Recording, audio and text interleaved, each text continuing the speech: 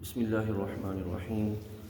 اللہم صلی علی سیدنا و حبیبنا و نبینا محمد مبارک وسلم۔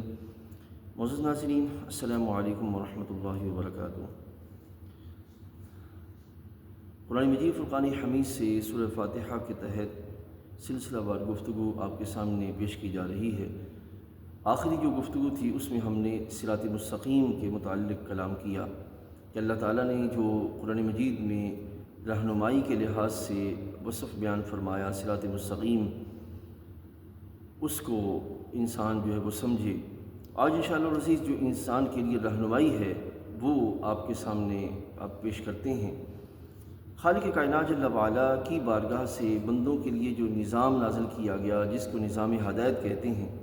معزز ناظرین، اس میں اللہ تعالیٰ جل وعلا کی طرف سے بندوں کے لیے جو احکام ہیں وہ دو پہلوؤں پر ہیں۔ ایک ہیں کہ مختلف جو اوقات ہیں ان اوقات کے لحاظ سے اللہ تعالیٰ جل وعلا نے احکام نازل فرمائے، اور دوسرا یہ ہے کہ رب تعالیٰ جل وعلا نے انسان کی استطاعت اور انسانی صلاحیتوں کے اعتبار سے احکام جو ہے وہ جو جاری ہوتے ہیں۔ اب یہ دونوں چیزیں آپ سمجھیے۔ رب تعالیٰ جل وعلا نے انسان کو اولاً ایمان کی طرف جو وہ دعوت دی اپنے انبیاء علیہ الصلوۃ والسلام کے ذریعے۔ جب انسان ایمان میں داخل ہو جاتا ہے تو داخلے کے بعد اب انسان پر جو ہے وہ آگے اس کے احکام جو ہیں وہ لاگو ہوتے ہیں۔ اب یہ جو احکام لاگو ہوتے ہیں یہ اس میں دو طرح کی کیفیات پائی جاتی ہیں۔ مثلاً آپ دیکھیے، نماز ہے تو نماز وقت پر مقرر کی گئی ہے۔ ایسے ہی روزے ہیں، سال کے بعد ایک جو ہے وہ مہینہ رکھے گئے ہیں۔ ایسے ہی زکوٰۃ ہے، اللہ تعالیٰ جل وعلا نے اس کے اعتبار سے بھی شریعت مطہرہ میں ایک سلسلہ بیان فرمایا کہ، اور اسی طریقے سے خالق کائنات جل وعلا نے حج ہے، یہ بھی سال کے بعد جو ہے وہ اللہ تعالیٰ جل وعلا نے اپنے نبی کریم علیہ الصلوۃ والسلام کے ذریعے بندوں کے لیے بیان فرمایا۔ تو اب دیکھیے کہ ایک وقت رکھا گیا کہ اس وقت میں تم پر جو ہے وہ یہ عبادت لازم کی گئی ہے۔ اب اس کے ساتھ ساتھ جو اگلا پہلو ہے جو سمجھنے والا وہ یہ ہے کہ کیا وہ عبادت ہر ایک پر لازم کی گئی ہے کہ ہر ایک نے ہر حال میں اس کو جو وہ ادا کرنا ہے؟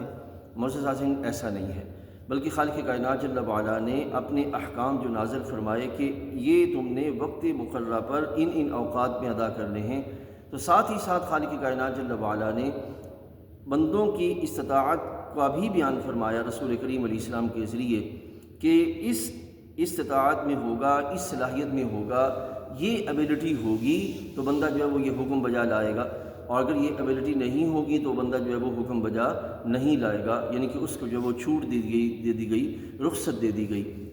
اب وہ صلاحیتوں کو جاننا اور اس کے اعتبار سے حکم کو سمجھنا، یہ جو ہے وہ ازحد ضروری ہے، اور اسی کو شریعت مطہرہ کا جو وہ علم کہتے ہیں۔ مثلاً آپ دیکھیے کہ جو نماز ہے یہ جو نابالغ ہے اس پر جو ہے وہ فرض نہیں ہے۔ اسی طریقے سے وہ بندہ جس کی عقل زائل ہو گئی یا ایسے حالت میں چلا گیا کہ جو حالت جو ہے وہ بندے کے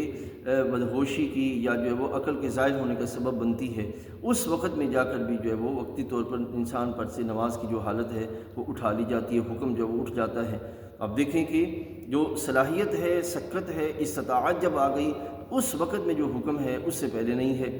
اسی طریقے سے روزے ہیں کہ روزے جو ہیں وہ فرض ہیں، لیکن باقاعدہ یہ کیفیات بھی بیان فرمائیں کہ اگر کوئی فرد مرد ہو یا عورت اس حال میں ہے اس کے روزہ رکھنے کی رخصت دی گئی ہے، چھوٹ دی گئی ہے کہ وہ روزہ نہیں رکھ سکتا۔ تو آج کے اس دور کے اندر ہمارے بہت سے لوگوں نے جو بیٹھے بیٹھے خود سے اپنے تئیں اپنی ایک